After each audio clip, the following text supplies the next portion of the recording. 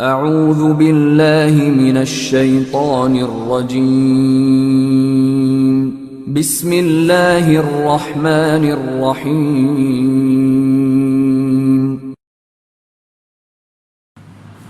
آج کا ہمارا موضوع ہے رمضان کریم، رمضان مبارک کی تیاری، رمضان کا استقبال کیسے کریں۔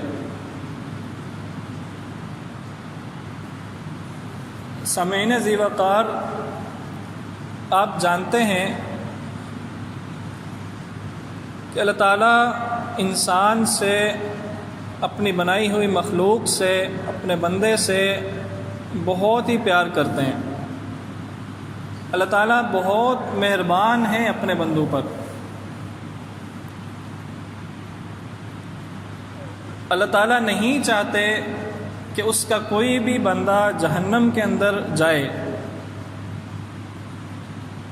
اللہ تعالیٰ 70 ماؤں سے زیادہ پیار کرتے ہیں اپنے بندوں سے۔ کیا کوئی ماں یہ چاہتی ہے کہ اس کا کوئی بیٹا، اس کی کوئی اولاد آگ کے اندر جلے؟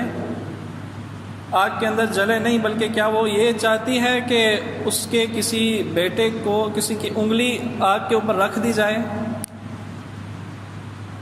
اس سے بھی کم آئیے، کیا اس کی ماں یہ چاہتی ہے کہ اس کا بیٹا ایک وقت کا کھانا نہ کھائے، بھوکا رہے ایک وقت؟ کبھی نہیں چاہتی۔ تو اللہ تعالیٰ یہ کیسے چاہ سکتے ہیں کہ اس کا بندہ، اس کی اولاد، نعوذ باللہ اولاد نہیں، اس کی مخلوق جہنم کی آگ کے اندر جلے؟ ہرگز نہیں ہو سکتا۔ اسی لیے اللہ تعالیٰ نے اس دنیا میں انسان کی ہدایت اور اس کی راست روی کے لیے، اس کی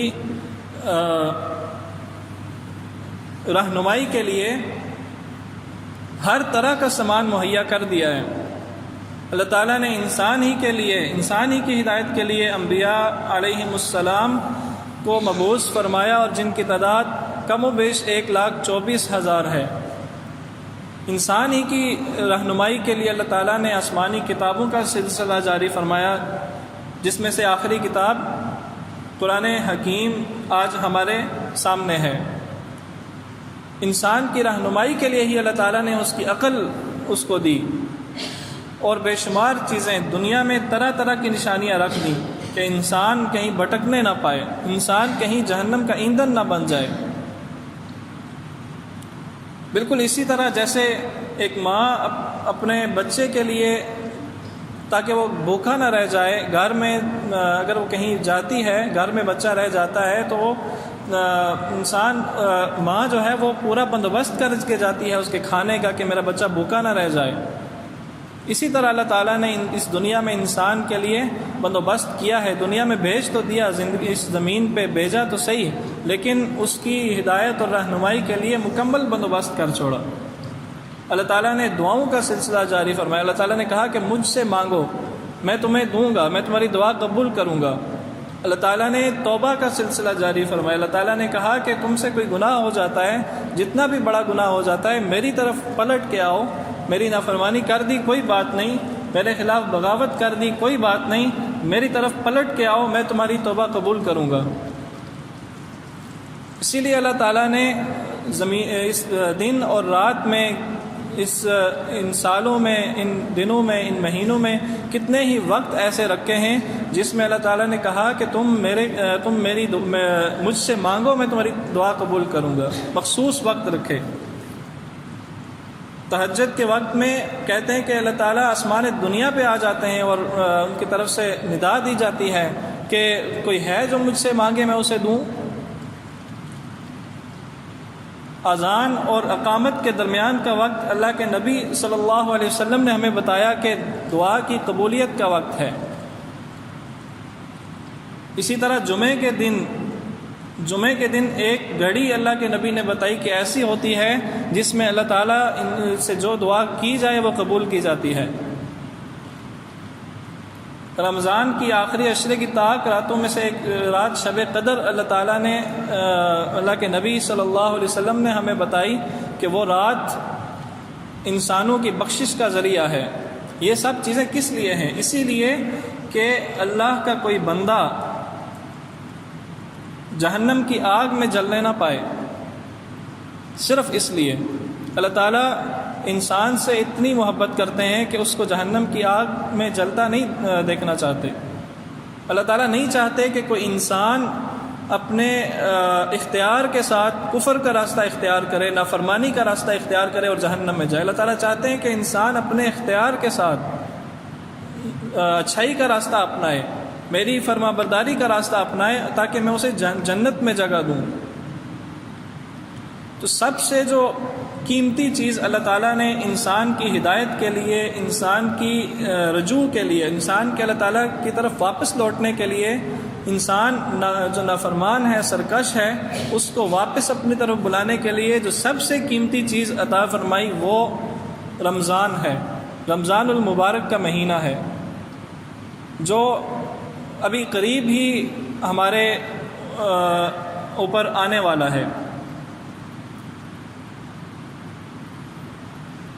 اسی لیے اللہ کے نبی صلی اللہ علیہ وسلم جب رمضان المبارک کا مہینہ قریب آتا تو صحابہ کو اس کی یاد دلایا کرتے تھے، صحابہ کو اس کی عظمت کی یاد دہانی کرایا کرتے تھے، صحابہ کو بتایا کرتے تھے کہ یہ کتنا قیمتی مہینہ ہے، یہ کتنا عظیم مہینہ ہے، صحابہ کو اس کی تیاری کی طرف مائل کیا کرتے تھے تاکہ وہ رمضان المبارک کی تیاری کر لیں۔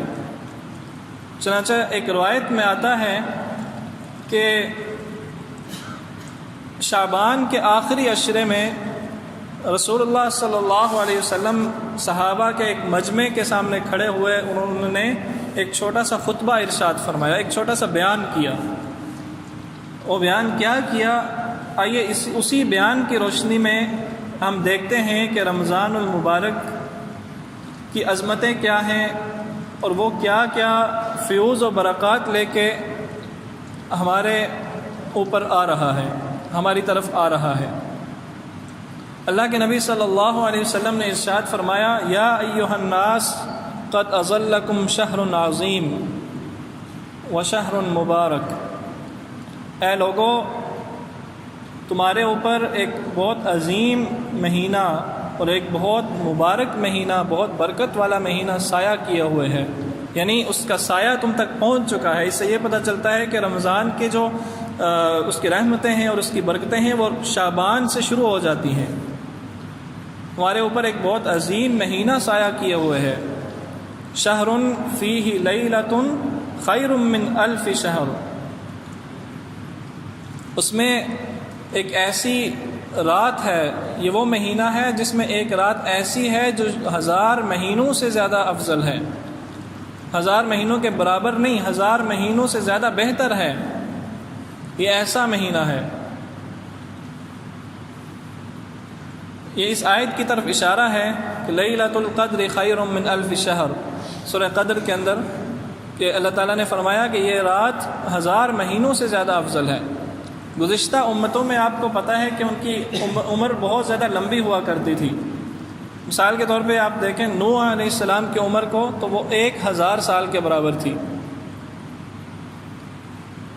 اب اس امت کی عمر 60 سے 70 سال ہے اوسطاً، کوئی 60 سال بھی کر دے تو بڑی بات ہوتی ہے۔ تو کس طرح اس 60 سال کی زندگی کی عبادات، ایک آدمی 60 سال لگاتار عبادات کرتا رہے تو کیسے ممکن ہے کہ وہ ان پچھلی امتوں کی عبادات کو پہنچ جائے جن کی عمر 1000 سال رہتی ہے۔ مثال کے طور پہ ایک آدمی 1000 سال تک یا 900 سال تک یا 800 سال تک اللہ تعالیٰ کی عبادت کرتا رہتا ہے، اور ایک آدمی صرف 60 سال اللہ کی عبادت کرتا ہے، تو وہ اس آدمی کو تو نہیں پہنچ سکتا جس نے 1000 سال عبادت کی۔ تو اس لیے اللہ تعالیٰ نے ایک رات ہمیں تحفے میں دی کہ اس رات کو عبادت کرو، اس رات کو جو کام کرو گے اس کا ثواب تمہیں 1000 مہینوں کے برابر ملے گا۔ جو آدمی اس رات میں ایک رکعت نماز پڑھتا ہے اس کو 1000 مہینے ایک رکعت نماز پڑھنے کا ثواب ملے گا، 1000 مہینوں میں ایک رکعت نماز پڑھنے کا ثواب ملے گا۔ جو آدمی اس رات اللہ کے حضور ایک سجدہ کرتا ہے اس آدمی کو 1000 مہینے اللہ تعالیٰ کے حضور سجدہ کرنے کا ثواب ملے گا۔ کتنی بڑی بات ہے۔ جو آدمی اس رات کو اللہ کے ذکر میں مشغول رہتا ہے اسے 1000 مہینے اللہ کے ذکر میں مشغول رہنے کا ثواب ملے گا۔ تو اس طرح ہمارے اس امت کے ثواب کو اللہ تعالیٰ نے گزشتہ امتوں سے بھی بہتر بنا دیا۔ 60 سال کی اس زندگی کو ان کی 1000 سال کی زندگی سے بھی بہتر بنا دیا۔ آگے نبی صلی اللہ علیہ وسلم نے فرمایا جعل اللہ صیامہ فریضۃ وقیامہ تطوعا، اللہ تعالیٰ نے اس مہینے کے روزوں کو تمہارے اوپر فرض کیا ہے اور اس کے راتوں کے قیام کو اپنے قرب کا ذریعہ بنایا ہے۔ روزے اس مہینے کے فرض ہیں۔ اللہ تعالیٰ نے ان روزوں کا مقصد بیان کرتے ہوئے فرمایا، جو آیت آپ کے سامنے پہلے تلاوت کی گئی، یا ایھا الذین آمنوا کتب علیکم الصیام کما کتب علی الذین من قبلکم لعلکم تتقون۔ مقصد یہ بیان فرمایا لعلکم تتقون، تاکہ تم پرہیزگار بنو، تاکہ تم بچو، تاکہ تم بچ سکو۔ تو یاد رکھیے کہ یہ مہینہ مسلمانوں کے لیے ٹریننگ ہے۔ جس طرح فوج یا پولیس کو ٹریننگ کرائی جاتی ہے، ان کے سامنے کوئی حقیقت میں کوئی دشمن نہیں ہوتا، ان کے سامنے حقیقت میں کوئی حادثہ پیش نہیں آتا، بلکہ ان کے سامنے ایک ٹارگٹ رکھا جاتا ہے، ایک پتلا بنا کے رکھ دیا جاتا ہے، لکڑی پہ نشان بنا دیا جاتا ہے، اور ویسے مصنوعی قسم کے دھماکے کیے جاتے ہیں، مصنوعی قسم کے ایکسیڈنٹ اور مصنوعی قسم کے دہشت گرد بنائے جاتے ہیں، تاکہ ان کو پتہ لگے کہ ان کے ساتھ آمنا سامنا کیسے کرنا ہے، تاکہ ان کی اس بات کی ٹریننگ ہو کہ جب یہ حقیقی زندگی میں جائیں، جب حقیقت میں کوئی دہشت گردی کا واقعہ پیش آئے تو انہیں کیسے نمٹنا چاہیے۔ بالکل اسی طرح ایک مسلمان کے لیے یہ رمضان کا مہینہ ٹریننگ کی حیثیت رکھتا ہے۔ اس کو مشق کرائی جاتی ہے۔ کس چیز کی مشق کرائی جاتی ہے؟ اس کو صبح سے شام تک، صبح سے غروب آفتاب تک بھوکا پیاسا رکھا جاتا ہے۔ انتہائی گرمی کی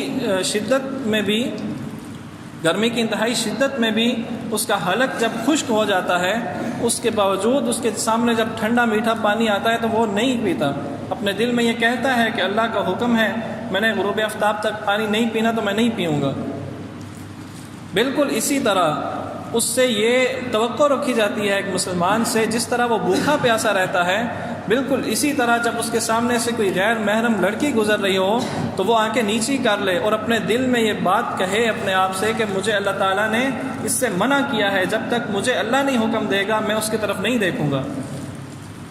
بالکل اسی طرح جب وہ دودھ میں ملاوٹ کرنے لگے تو اس کا ہاتھ رک جانا چاہیے اور اپنے دل سے وہ یہ بات کہے کہ مجھے اللہ نے منع کیا ہے کہ جو ملاوٹ کرے گا وہ ہماری امت میں سے نہیں، اللہ کے نبی نے بتایا، تو میں یہ کام نہیں کروں گا جب تک مجھے اللہ نہیں حکم دے گا۔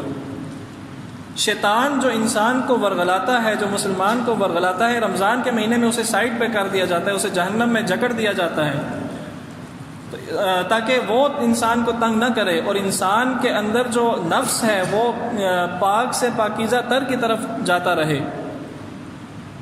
اسی طرح انسان سے یہ توقع رکھی جاتی ہے کہ وہ غیبت نہیں کرے گا، جھوٹ نہیں بولے گا، چوری نہیں کرے گا، دھوکہ نہیں دے گا، مال میں تولنے میں کمی نہیں کرے گا، کسی کا کام کر رہا ہے تو اس میں وہ کام اچھی طرح انجام دے گا۔ روزے کی یہ 1 مہینے کی ٹریننگ کرنے کے بعد انسان سے یہ توقع، جب حقیقی دشمن یعنی اس شیطان حقیقی اور ازلی دشمن سے جب اس کو چھوڑا جاتا ہے تو اب مسلمان اور اس شیطان کے درمیان میں حقیقی مقابلہ ہوتا ہے۔ جیسے پولیس والوں، جیسے فوج والوں کو ٹریننگ کے بعد جب کبھی حقیقی دہشت گردی کے واقعے کا سامنا کرنا پڑتا ہے تو اس وقت پتہ چلتا ہے کہ ٹریننگ ان کی کیسی تھی۔ اسی طرح جب ہم رمضان کا مہینہ گزار چکتے ہیں اور جب شیطان کو جہنم سے آزاد کر دیا جاتا ہے، چھوڑ دیا جاتا ہے، تو تب پتہ چلتا ہے کہ اس آدمی کی رمضان کی ٹریننگ کیسی تھی۔ کیا یہ رمضان کا جو عید الفطر کا چاند نظر آتے ہی یہ اللہ کی نافرمانی شروع کر دیتا ہے اور آتش بازی شروع کر دیتا ہے اور شیطان کے شیطان کی نجات کا یہ جشن منانا شروع کر دیتا ہے، یا یہ یاد رکھتا ہے اپنی اس ٹریننگ کو؟ تو یہ ہے اس روزے کا مقصد۔ آگے اللہ کے نبی صلی اللہ علیہ وسلم نے اسی خطبے میں ارشاد فرمایا کہ من تقرب فیہ بخصلۃ من الخیر کان کمن ادا فریضۃ فیما سوا، کہ جو کوئی آدمی اس رمضان کے مہینے میں ایک نفل ادا کرتا ہے، کوئی ایک نفل پورا کرتا ہے، نفلی روزہ رکھتا ہے، نفلی نماز پڑھتا ہے، نفلی صدقہ کرتا ہے، تو اس کو دوسرے ایام میں ایک فرض ادا کرنے کے برابر ثواب ملتا ہے۔ اور آگے فرمایا کہ جو کوئی آدمی ایک فرض پورا کرتا ہے اسے 70 فرض کے برابر ثواب دیا جاتا ہے، یعنی ریٹ بڑھا دیا جاتا ہے نیکی کا۔ رمضان کے مہینے میں نیکیوں کا ریٹ بڑھا دیا جاتا ہے۔ جیسے کسی آدمی کا آٹے کا گودام ہو، آج کل آٹا 800-900 روپے بکتا ہے ایک تھیلا، اور اگر کوئی آدمی یہ کہے کہ میں اس آٹے کی قیمت جو ہے وہ کوئی امیر آدمی آ جائے اور وہ کہے کہ میں 8000 روپے اس ایک تھیلے کی قیمت دیتا ہوں، تو وہ آدمی کہے گا کہ میں رات کو سوؤں بھی نہ اور میرا یہ جو مال ہے جتنا بھی ہے یہ نکل جائے، 800 کے بدلے 8000 روپے مل رہے ہیں، نکل جائے۔ اسی طرح ہمیں نیکی کے ہمیں اس رمضان کے مہینے میں، یہ جو نیکی کا مہینہ ہے، ہمیں اس طرح اعمال کرنے چاہیے کہ ہمیں پتہ ہو کہ ہم جو ایک کام کریں گے ہمیں 70 کاموں کے برابر ثواب ملے گا، یعنی 70 گنا، 70% نہیں، 70 گنا ہمیں دگنا ثواب ملے گا۔ اسی لیے نبی صلی اللہ علیہ وسلم کے بارے میں آتا ہے کہ جب رمضان کا مہینہ آتا تو ان کے چہرے کا رنگ بدل جاتا تھا، کمر کس لیتے تھے۔ رمضان کا پورا مہینہ نبی صلی اللہ علیہ وسلم، حضرت عائشہ فرماتی ہیں کہ رات کو بستر پر نہیں ہوتے تھے، یعنی ان کی کمر بستر کو نہیں لگتی تھی رات کو۔ پورا مہینہ اللہ کے حضور راتوں کو قیام کر کے گزارتے تھے، دعاؤں کی اس قدر کثرت کرتے تھے اور اس طرح عاجزی کے ساتھ اللہ تعالیٰ سے دعائیں کرتے تھے کہ ان کے چہرے کا رنگ سرخ ہو جاتا تھا۔ کس لیے کہ ان کو معلوم تھا، اور ہمیں تعلیم دینے کے لیے ہمیں یہ بتاتے تھے کہ رمضان میں نیکیوں کی ایسی فضیلت ہے۔ اللہ کے نبی صلی اللہ علیہ وسلم نے آگے ارشاد فرمایا کہ وَهُوَ شَهْرُ الصَّبْرِ وَالصَّبْرُ ثَوَابُهُ الْجَنَّةُ وَهُوَ شَهْرٌ وَوَاسَاتٌ، کہ یہ صبر کا مہینہ ہے اور صبر کا نتیجہ جنت ہے، صبر کا نتیجہ جنت ہے۔ یہ رمضان ہمیں صبر سکھاتا ہے، ہم کھانے پینے سے بچتے ہیں، اپنی نفسانی خواہشات سے بچتے ہیں، جس طرح یہ رمضان کے روزے ہمیں سکھاتے ہیں کہ صبر کس طرح کرنا ہے اللہ تعالیٰ کے احکامات کو ماننے میں، اسی طرح ہمیں چاہیے کہ باقی دنوں میں بھی اسی طرح صبر سے کام لیں جہاں اللہ حکم دے۔ جیسے رمضان میں ہم حلال چیز صرف اللہ کے حکم کی وجہ سے حلال چیز کھانے سے رک جاتے ہیں، پانی پینا حلال ہے نا، روٹی کھانا، جتنی بھی حلال چیزیں ہیں یہ حلال ہیں، لیکن ہم کیوں نہیں کھاتے؟ صبح سحری سے لے کے افطاری تک کیوں نہیں کھاتے؟ حلال ہیں اس لیے کہ اللہ نے حکم دیا ہے، ہم نہیں کھاتے۔ اسی طرح ہمیں پوری زندگی میں یہ ذہن میں رہنا چاہیے کہ جھوٹ بولنا حرام ہے۔ کیوں حرام ہے؟ کیونکہ اللہ نے حرام کیا ہے۔ جس طرح اللہ نے تھوڑے سے ٹائم کے لیے پانی حرام کیا تھا تو ہم نے چھوڑ دیا، اسی طرح اللہ تعالیٰ نے ساری زندگی کے لیے ہمارے اوپر جھوٹ حرام کیا ہے، تو ہم اس کو چھوڑ دیں، اس کو نہ کریں۔ تو رمضان ہمیں اس بات کی تعلیم دیتا ہے۔ آگے نبی صلی اللہ علیہ وسلم نے فرمایا وَشَهْرٌ يُزَادُ فِيهِ رِزْقُ الْمُؤْمِنِ، اس مہینے میں مومن کا رزق بڑھا دیا جاتا ہے، مومن کے رزق میں اضافہ کر دیا جاتا ہے، اور اس کے یہ ہم اپنی آنکھوں سے دیکھتے ہیں۔ ہر آدمی اس بات کا مشاہدہ کرتا ہے کہ رمضان کے علاوہ جن دنوں میں وہ کھاتا پیتا ہے، جس طرح وہ کھاتا پیتا ہے، رمضان کے دنوں میں اس کو اس سے بہت زیادہ ملتا ہے۔ اس سے آگے فرمایا کہ من فطر فیہ صائما کان لہ مغفرۃ لذنوبہ وعتق رقبتہ من النار، کہ جو کوئی اس مہینے میں کسی روزہ دار کی افطاری کرائے گا، کسی روزہ دار کو روزہ افطار کرائے گا، تو اس کو بخش دیا جائے گا، اس کے گناہ بخش دیے جائیں گے۔ کتنی بڑی بات ہے، صرف ایک روزہ دار کا روزہ افطار کرانا ہے۔ پہلا کام کیا ہوگا؟ پہلا اس کا ہمیں رزلٹ کیا ملے گا، نتیجہ کیا ملے گا، اجر کیا ملے گا؟ اس آدمی کی مغفرت کر دی جائے گی۔ دوسرا کیا ہے کہ اس کو جہنم کی آگ سے نجات دے دی جائے گی، جہنم کی آگ سے نجات دے دی جائے گی۔ اور تیسرا، اللہ کے نبی نے فرمایا کہ اس آدمی کو روزہ افطار کرانے والے کو بھی اتنا ثواب ملے گا جتنا اس روزہ رکھنے والے کو ثواب ملا ہے۔ یہ نہیں کہ اس روزہ رکھنے والے کے ثواب میں سے کمی کر کے اس کو دے دیا جائے گا، نہیں، روزہ رکھنے والے کو بھی اتنا ہی ثواب ملے گا، لیکن جو روزہ افطار کرائے گا اس کو روزہ رکھنے والے کے برابر ثواب ملے گا۔ اس حدیث کے راوی حضرت سلمان فارسی رضی اللہ تعالی عنہ کہتے ہیں کہ جب نبی صلی اللہ علیہ وسلم نے یہ بات ارشاد فرمائی تو میں نے عرض کیا، حضرت سلمان فارسی کے بارے میں آپ جانتے ہیں کہ وہ ایک فقیر اور مفلس صحابی تھے، امیر نہیں تھے، تو انہوں نے ارشاد فرمایا، اللہ کے نبی کچھ لوگ تو ایسے ہوتے ہیں کہ جو افطاری کرانے کی استطاعت نہیں رکھتے، ان کے پاس اتنا مال نہیں ہوتا کہ وہ روزہ دار کی افطاری کرائیں، اس کو روزہ کھلوائیں، تو اس کے یعنی کیا وہ اس ثواب سے محروم رہے گا؟ اتنا بڑا ثواب کہ جہنم سے نجات، اتنا بڑا ثواب کہ بخشش ہو جائے انسان کی صرف ایک روزہ دار کی افطاری کرانے سے، تو وہ غریب، وہ مسکین، وہ اس سے محروم رہے گا اس ثواب سے۔ اللہ کے نبی صلی اللہ علیہ وسلم نے فرمایا کہ جو کوئی کسی روزہ دار کی افطاری، اس کے پاس کچھ نہیں ہے، دودھ، خالص دودھ بھی نہیں ہے، دودھ کی لسی بنا کے دودھ میں پانی مکس کر دے، اس سے کسی روزہ دار کی افطاری کرائے گا، اس کو بھی ایسا ہی ثواب ملے گا۔ اگر وہ بھی نہیں ہے تو کوئی آدمی پانی کے ایک گھونٹ سے کسی کی افطاری کرا دے گا تو اس کو بھی ایسا ہی ثواب ملے گا۔ تو لہٰذا افطاری کرانا، اس غرض سے افطاری نہ کرانا کہ عظیم الشان افطاری ہو اور لوگ کہیں کہ واہ واہ اس نے بڑی اعلیٰ افطاری کرائی ہے، بہت کھانے کا سامان تھا، بہت ڈشیں تھیں، نہیں، افطاری کرانا اس غرض سے کہ میری بخشش ہو جائے، افطاری کرانا اس غرض سے کہ میری جہنم سے نجات ہو جائے، پانی کے گھونٹ سے ہی ہو بے شک۔ پھر اللہ تعالیٰ نے امیر آدمیوں کے لیے الگ سے ارشاد فرمایا کہ جو کوئی کسی روزہ دار کو پیٹ بھر کے کھانا کھلائے گا، پیٹ بھر کے اس کی افطاری کرائے گا، تو اللہ تعالیٰ کل قیامت کے دن میرے حوض میں سے اس کو پانی پلائیں گے، اور وہ پانی پینے کے بعد جنت میں داخلے تک اس کو پیاس نہیں لگے گی دوبارہ۔ اس کے بعد یہ خطبہ جاری ہے، ابھی نبی صلی اللہ علیہ وسلم کے صحابہ اکرام کے سامنے یہ خطبہ جاری ہے۔ اللہ کے نبی نے آگے فرمایا کہ اس مہینے میں اپنے ماتحتوں کے ساتھ، اپنے غلاموں کے ساتھ نرمی برتو، اپنے غلاموں کے ساتھ نرمی سے پیش آؤ۔ یہ آخری بات جو اس خطبے میں نبی صلی اللہ علیہ وسلم نے ارشاد فرمائی وہ ہے، ایک عربی، ایک بدوی صحابی تھے، انہوں نے کیا خوبصورت دعا کی ہے رمضان کے اندر۔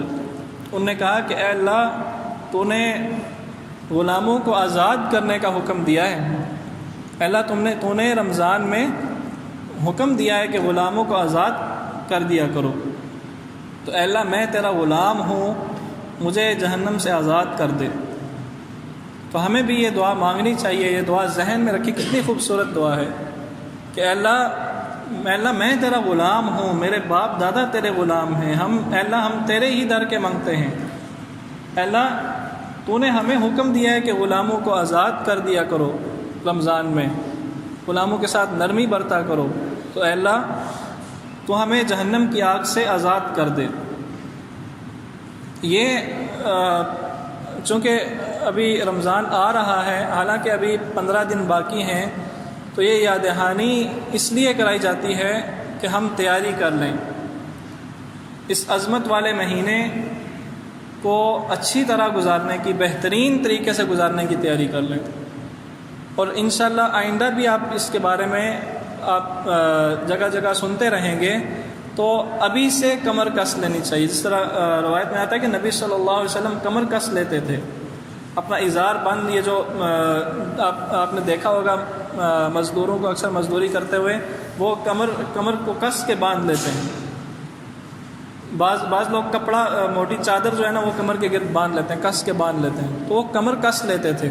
تو ہمیں بھی چاہیے کہ ابھی سے تیاری کر لیں، کمر کس لیں، رمضان میں بھرپور طریقے سے ہم نے نیکیاں کمانی ہیں۔ کچھ چیزیں ایسی ہیں جس کی وجہ سے ہم ان نیکیوں سے محروم ہو جاتے ہیں۔ ہم رمضان کی اس فضیلت کو زائل کر دیتے ہیں۔ اللہ تعالیٰ نے یہ ہمیں ایک بڑا گولڈن چانس دیا ہے کہ ہم اپنی بخشش کرا لیں، لیکن ہم غفلت برتتے ہیں اور ہم اسی طرح نکمے کے نکمے ہی رہ جاتے ہیں۔ ایسے آدمیوں کے لیے اللہ کے نبی صلی اللہ علیہ وسلم اور فرشتوں کے سردار جبریل علیہ السلام نے بد دعا فرمائی ہے۔ آپ سنتے رہتے ہیں علماء سے کہ جبریل علیہ السلام نے کہا، فرمایا کہ وہ آدمی برباد ہو جائے، وہ آدمی کتنا بدبخت ہے، وہ آدمی برباد ہو جائے جس کی زندگی میں رمضان کا مہینہ آیا اور وہ اپنی بخشش نہ کرا سکا۔ اللہ کے نبی صلی اللہ علیہ وسلم نے اس پہ آمین فرمایا۔ ایک فرشتے کی دعا ہی کافی تھی، ایک فرشتے کی دعا ہی کافی تھی، اوپر سے اللہ کے نبی صلی اللہ علیہ وسلم نے آمین کہہ کے اللہ کے محبوب جانتے ہیں کیا ہوتا ہے؟ اللہ کے محبوب نے اس پہ آمین کہہ کے اس دعا کو بالکل پکا کر دیا کہ وہ آدمی جو رمضان کا مہینہ پائر بخشش نہ کرا سکے وہ آدمی برباد ہے۔ کچھ ایسے اعمال ہیں جو اعمال ہم کر کے رمضان کی اس فضیلت کو زائل کر دیتے ہیں۔ ہم بھوکا پیاسا رہتے ہیں، ہم سحری کرتے ہیں، ہم افطاری اچھی طرح کرتے ہیں، ہم دن بھر بھوکا پیاسا رہتے ہیں۔ ابھی شدید گرمی کے روزے آ رہے ہیں، شدید پیاس برداشت کرتے ہیں، شدید بھوک برداشت کرتے ہیں، لیکن ہماری بھوک پیاس کا ہمیں کوئی فائدہ نہیں ہوتا۔ وہ کیسے اعمال ہیں؟ ہم بعض لوگ کرتے ہیں سحری کر کے غفلت ہوتی ہے، سستی ہوتی ہے، سحری کر کے سو جاتے ہیں، تھوڑی دیر تک نماز پڑھ لیں گے اور نماز نکل جاتی ہے۔ بعض لوگ افطاری کے چکر میں مغرب کی نماز جماعت سے چھوڑ دیتے ہیں، کتنی غلط بات ہے۔ افطاری کرنے کا مطلب یہ نہیں ہوتا کہ 10 قسم کے کھانے کھائے جائیں، ایک کھجور سے افطاری ہو جاتی ہے، بندہ نماز کے بعد کھا لے، یعنی اتنا آدمی کھا سکتا ہے کہ اس کی نماز جماعت سے قضا نہ ہو جائے۔ لوگ روزہ رکھ کے بھوک پیاس کو بہلانے کے لیے کیا کرتے ہیں؟ کوئی آدمی ٹی وی لگا لیتا ہے، خبروں کے بہانے غیر محرموں کو دیکھ لیتا ہے، کوئی آدمی افطاری کے وقت ٹی وی جو افطار پارٹیز اور یہ شوز لگے ہوتے ہیں واہیات قسم کے وہ شروع کر دیں۔ افطاری کا وقت اتنا قیمتی وقت، اللہ کے نبی نے فرمایا افطاری کے وقت جو دعا مانگو گے اللہ قبول کرے گا، اور اس وقت ہم ٹی وی لگا کے بیٹھ جاتے ہیں۔ یعنی یہ رمضان کی برکت کو، رمضان کی عظمت کو ضائع کرنے والی بات ہے۔ کچھ لوگ نوجوان خاص طور پہ روزے کو بہلانے کے لیے، روزہ رکھا ہے اس کو بہلانے کے لیے گیمز کھیلنا شروع کر دیتے ہیں، موبائل ہاتھ میں اٹھا کے گیمیں کھیل رہے ہیں۔ کچھ لوگ فلمیں دیکھنا شروع کر دیتے ہیں، ڈرامے دیکھنا شروع کر دیتے ہیں، کیا ہے جی روزے کو بہلا رہے ہیں، ٹائم گزار رہے ہیں۔ یعنی ہم نے اس ایسے آدمی نے تو روزے کی مقصد کو سمجھا ہی نہیں ہے۔ ڈائجسٹ پڑھنا، ناول پڑھنا، اس طرح کی کہانیاں پڑھنا شروع کر دیں۔ روزے کو بہلانے کا آسان طریقہ ہے قرآن کھول کے اس کو پڑھنا شروع کر دیں۔ ٹائم نہ گزر رہا ہو، بھوک پیاس کی وجہ سے نیند نہیں آ رہی، قرآن کھول کے اس کو پڑھنا شروع کر دو۔ ایک سپارہ پڑھو، کوئی حافظ نہیں ہے تو پونا گھنٹہ 1 گھنٹے میں 1 سپارہ پڑھو، 1 گھنٹہ گزر جاتا ہے۔ 2 سپارے پڑھ لو، 2 گھنٹے گزر جائیں گے، آسان طریقہ۔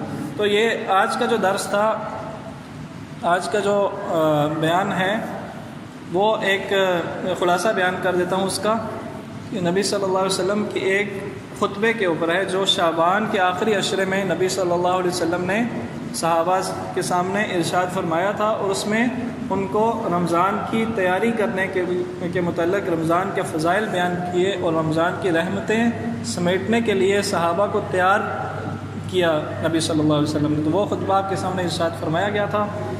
تو اللہ تعالیٰ سے دعا ہے کہ جو کچھ کہا سنا اس پر عمل کرنے کی توفیق عطا فرمائے اور ہمیں رمضان کی بھرپور تیاری کرنے کی توفیق عطا فرمائے۔ اللہ تعالیٰ سے دعا ہے کہ جو کچھ کہا سنا اس پر عمل کرنے کی توفیق عطا فرمائے۔ سنت ادا کریں۔